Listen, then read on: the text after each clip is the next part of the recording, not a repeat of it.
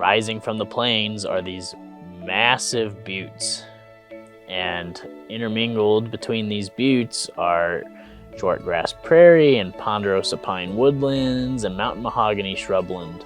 And once you see this landscape, everything just hits you. And then on top of these massive buttes, there's a species out here that you normally wouldn't get to see in Nebraska. Bighorn sheep were native to Nebraska. Once settlers came west, they were completely wiped out, but they have come back and are now a part of this landscape. It would be very disappointing to see them out of this landscape again. The Wildcat Hills would have another hole in its heart.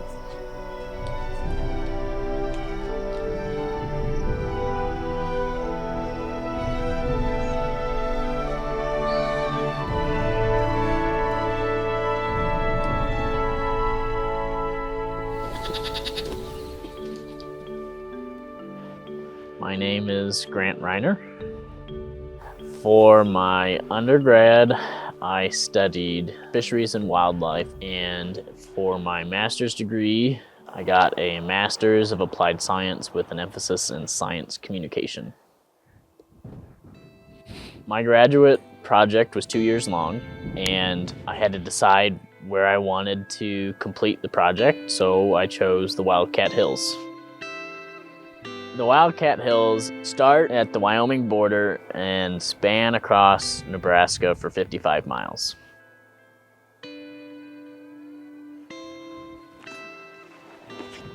And for those 2 years, I placed camera traps out on the landscape. I've captured everything from pack rats to mountain lions, songbirds, birds of prey, turkey vultures, bobcats, mule deer, fox, coyotes. I mean, there's just so much out here. And the camera traps have also captured bighorn sheep. Mike Forsberg was the one who taught me all about camera trapping. What did we get this time? 2 coyotes, 2 lions, bighorn sheep, and turkeys. Not a bad day. Not a bad day. I've used camera traps of various kinds out here in the Wildcat Hills for, maybe back in 2011. Anytime something crosses that trigger, trips that trigger, it sends a signal to the camera. The camera takes a picture. The camera takes a picture, and the flashes are tied to the camera, so the flashes go off when the camera goes off. And hopefully you get something really cool in the frame. These are real rugged landscapes, and there's a lot of wildlife, but a lot of times you don't see it. So being able to put some cameras out there that are there watching and recording when you're not is a really important tool to tell the story of life out here in the high plains. So with these camera traps being out for the last couple of years, they've captured a lot of bighorn sheep behavior. When you hear the word Nebraska and you hear the word bighorn sheep, you don't think those two go together. They are these tremendous athletes that can scale these walls that you would never dream of going up or down. Bighorn sheep were creatures of the plains, just like a lot of other species that you only think of in the mountains today. A grizzly bear were here, mountain lions were here, elk were here. Fortunately, some of these species are starting to come back, and it's because of the conservation efforts that have taken place by a large community of people in this part of the state. Behind us, there's a sheep going across. I gotta look, sorry. Don't have my I could just see the butt. I don't have my glasses on, but that's a small ram, young ram. So how cool is that? I'm Todd Nordine with the Nebraska Game and Parks Commission. I'm the Big Game Disease and Research Program Manager.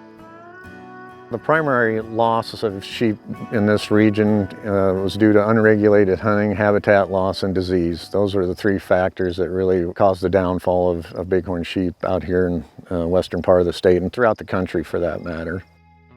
The first reintroductions back to the state started back in 1981. The sheep that we've got now, have come from various parts of the country, Custer State Park and Pikes Peak area, Colorado Springs. 3, 2, 1, go. It's down, come on up.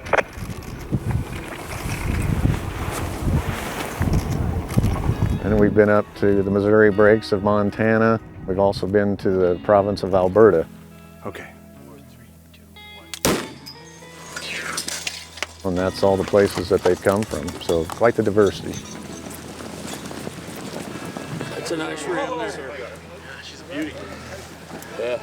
Here comes the ram, boys.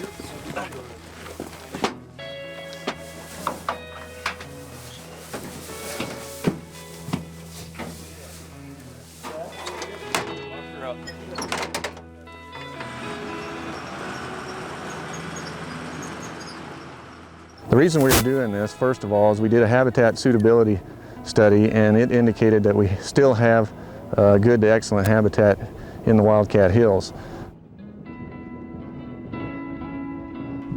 Pull the gray trailer door back farther. Thank you. Bighorn sheep, like many species, were close to extinction. And as we talked earlier, we're extirpated from the state. But all species play an important role in the ecosystem, and science has determined that. We felt it was important to try to bring them back to this landscape after nearly a 100-year absence. We've had a lot of interest in bringing sheep back from the public, but also landowners. A lot of these efforts have gone on across the country to bring them back, and so we've been a part of that and felt it's really important to do so.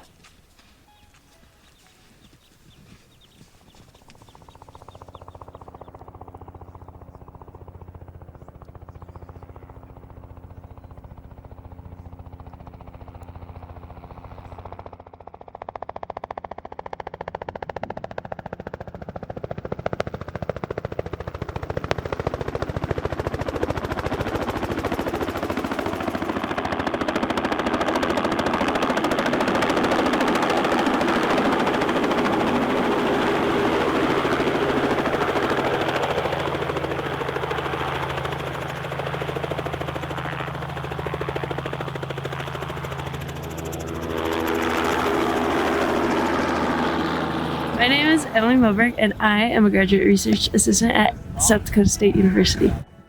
We are in Williams Gap in the Wildcat Hills, and we're just doing our bighorn sheep captures.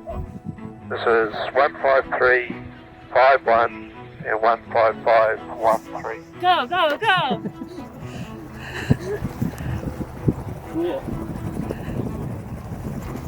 Every February since 2017, we've been doing our annual disease surveillance. Right off the bat, we take off the old collar so that we can get to their jugular to draw some blood. We also collect DNA. We'll ear tag it if they need a new ear tag. We ultrasound them to see if they're pregnant. And if they are pregnant, we insert a little tiny transmitter inside their birth canal, which will come out and tell us when there was a birth event. And then for our disease surveillance, we take about 6 nasal swabs. Since 2015, we've had a pneumonia die-off where up to 60% of our sheep were lost.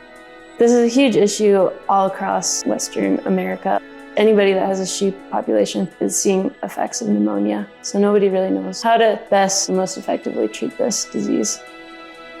Everything that we're doing is just trying to help increase numbers so that we can get to a healthy, viable population.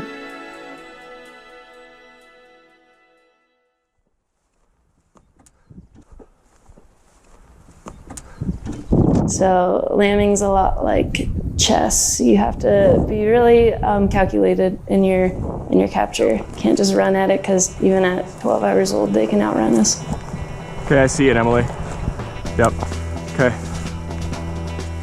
It's right tucked under this rock here. Right here. Right, I'm gonna put the net down.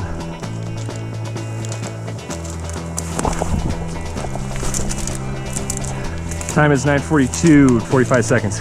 Our goal is always to handle it in 4 minutes or less and just get out of there and leave as little scent as possible. Another male. So we put them in the bag. That kind of calms them down. So then we weigh it once they're in that bag.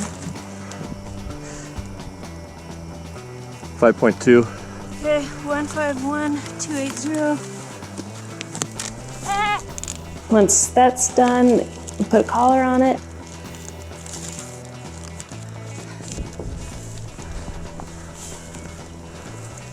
And then we collect nasal swabs, see if that little baby has bacteria that is associated with the pneumonia. That's it. Okay. After that's all good and done, we try to release it right back where we caught it and just get out of there as quickly as we can.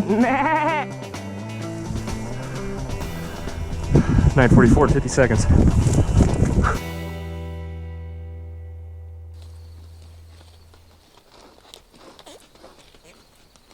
So far, out here in the Wildcat Hills, this reintroduction of the bighorn sheep has been a big success.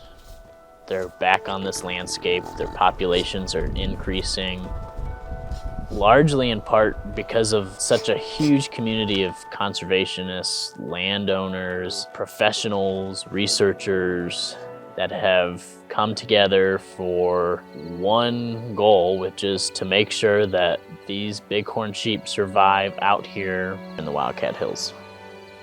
In Nebraska, wildlife biologists that are in charge of these native species that they're trying to reintroduce back into the wild are really amazing people.